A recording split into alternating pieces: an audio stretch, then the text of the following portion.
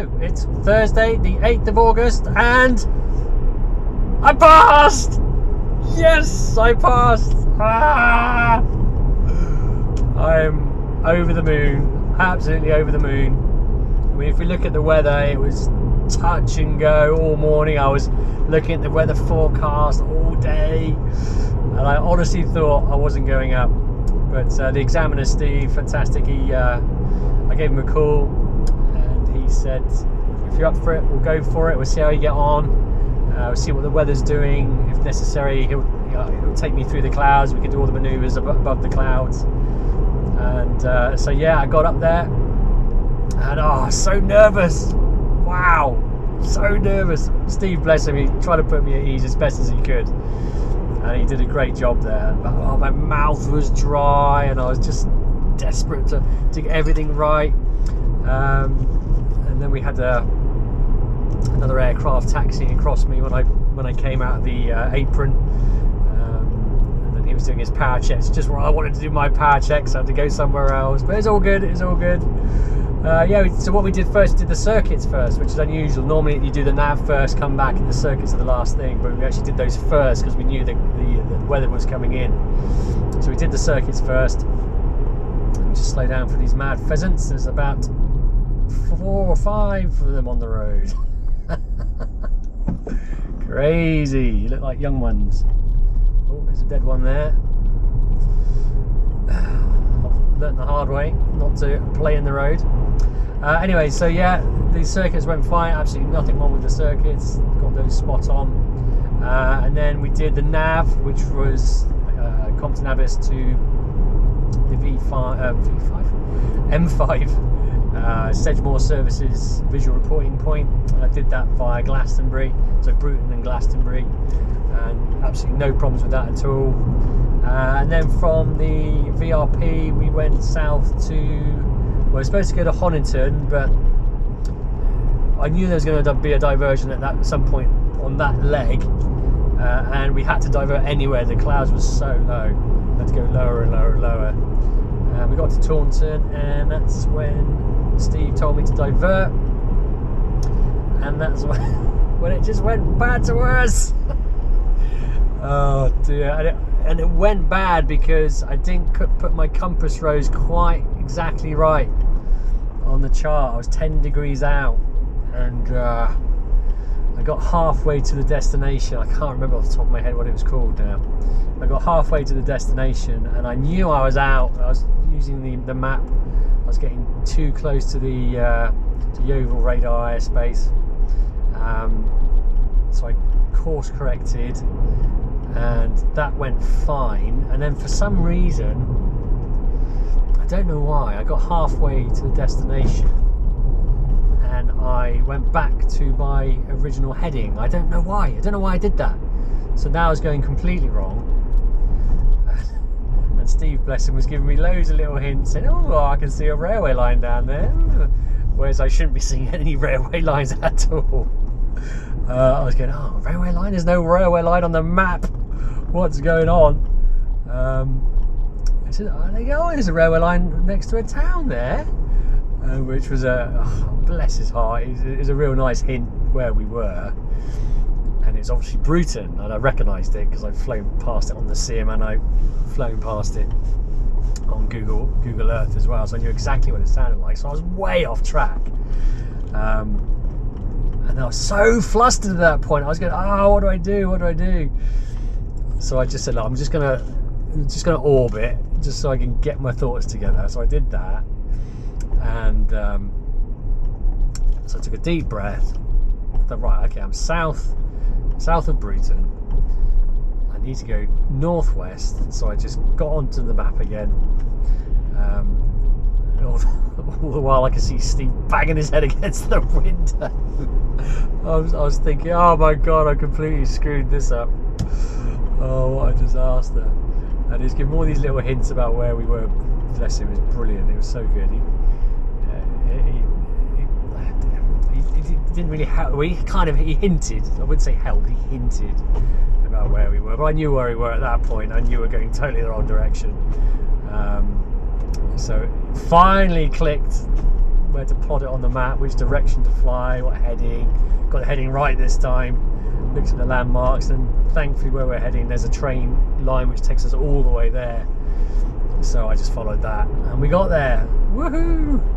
At which point Steve took over navigation, and that's when we did all the manoeuvres. So first thing we did, rather than doing a practice instrument flight, we actually did an instrument flying. So we went up into the clouds, did rate 1 turns, left and right, and that went really well. Sort of climbed up to sort of 3,000 feet, whereas the cloud base was only about 1,900, so climbed up to about 3,000 in the clouds. Did that went really, really well, no problems with instrument flying. Then we dropped altitude again, and we did some engine failures, some glide approaches to fields,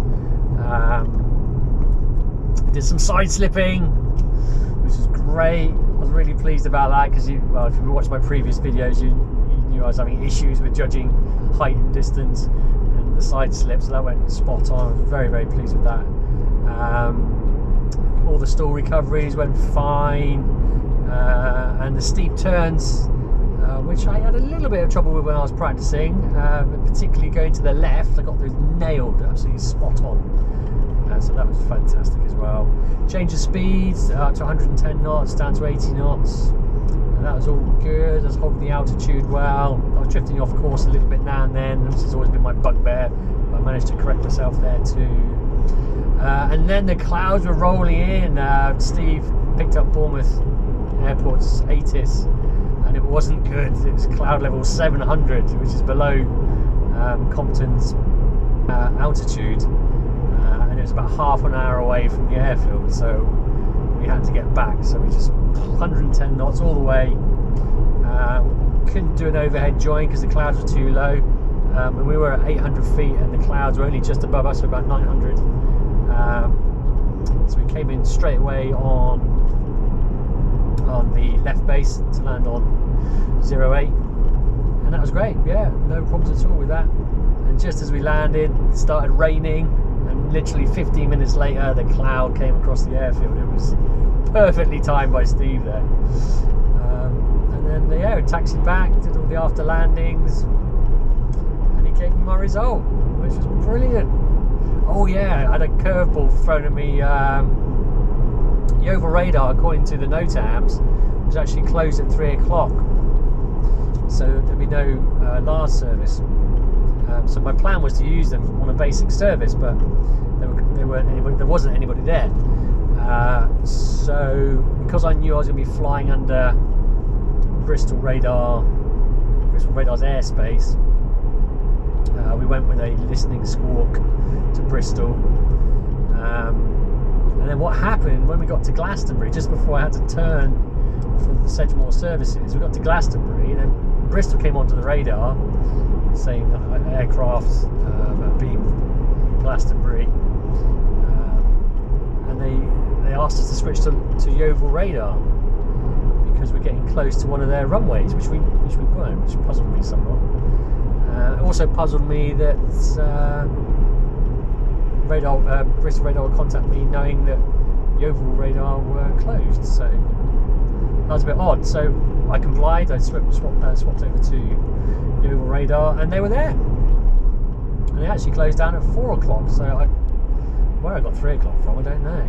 I'm sure it said 3 o'clock in the NOTAMs, but anyway, we did basic service with Yeovil, and I got Yeovil I wanted Yeovil to give me the QNH of Bristol, knowing that I was flying under Bristol airspace. I needed to get the QNH for Bristol, so I knew I wasn't going anywhere near 3,000 feet. So I asked Yeovil radar to provide me with that, and they said stand by. And then they came back and gave me Cardiff's, which wasn't what I asked for. I didn't want Cardiff's, I wanted Bristol's. So I gave up with Yeovil and actually went on to Bristol's ATIS. That's their automatic service, information service, which is a pre-recorded message which gives all that info. What are these people doing? Interesting.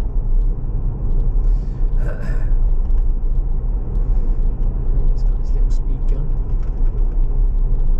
Bless him.